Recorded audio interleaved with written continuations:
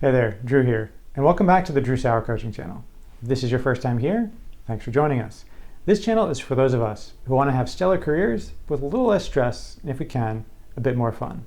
My job is to bring you ideas that'll help you think about your career in a new way. I promise that if you try them out, you'll start to see the professional world differently. And more importantly, they'll start to see you differently. So this video is part of my series on success mindset. Because to have a successful career, you have to understand how you think. You have to understand how your brain works.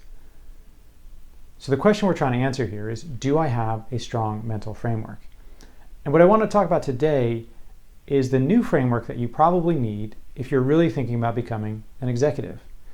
And this is one of the things that I work with my clients on all the time, because the classic transition from an execution-focused director to a senior level vice president, senior vice president, and up requires a change in thinking. And the classic way to think about it is, well, I'm a great delivery director. I run projects, I deliver value for my clients. The next level up, I just need to do bigger and better. But the reality is it's actually a different job. And so what I want to do today is give you an analogy that'll help you see how you can think about this as a new job, a new function that you need to learn how to do.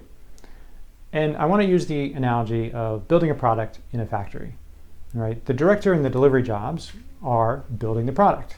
You got to put it together, you got to test it, you got to make sure it works to specifications, you got to make sure the clients are happy with it, right? But as a senior executive, you no longer build the products, right? You're not a coder, you're not an analyst, you don't deal directly transactionally with clients. Instead, think of yourself as building the factory. You are building the system that produces the products. And so what does this mean? This means that you have to think much more broadly about what the challenges are, what the opportunities are, and what you can do about them. So if you have a product and the product has quality problems, right? If you're focused on that product, you go in, you find the bugs, you fix them, and you deliver. If you're thinking about the system, you start to say, well, why are we having the quality problems? Is it the processes we have are not correct? Is it the training? Is it the environment in such a sense of the tools we have are not good enough? Is it the people we have, right? Do we need to think about how we bring in people to this organization, right? Whether it's the selection process, or the onboarding process, whether it's the training process, right? You need to think about the much broader ecosystem. Is it the incentives, right? What are people incented to do? And so this is really the way I want you to think about, again, this executive role, is it opens up a lot of new avenues for you to think about how to fix things. And it's no longer fixing the individual problem. I want you to think about, how do I fix the system? So what happens if you don't do this, right? You just continue on in that mode of fixing point problems and not thinking at the organizational scale. And if you fix point problems, they'll occur again because you really didn't fix the systemic problems, the organizational problems, the operational problems that span the enterprise. And again, that's the different job. So if you want to move up into the executive ranks, I encourage you to start thinking of it as a factory. You are building the factory, and you need to think about, how do I make it more efficient? How do I look at the big picture and all the different things that you can focus on that are beyond what you used to do? So here's the exercise. Next time you have a challenge in your local project product group, think about the organizational and the factory level systems. Why did this happen?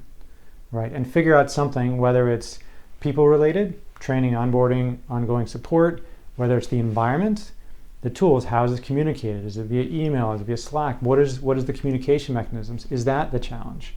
What about the tooling? What are the actual tools that people use to design and debug a product? Right? Find something at the system level that you think could improve this product and start to figure out how you can do that. And that'll start to shift your thinking up.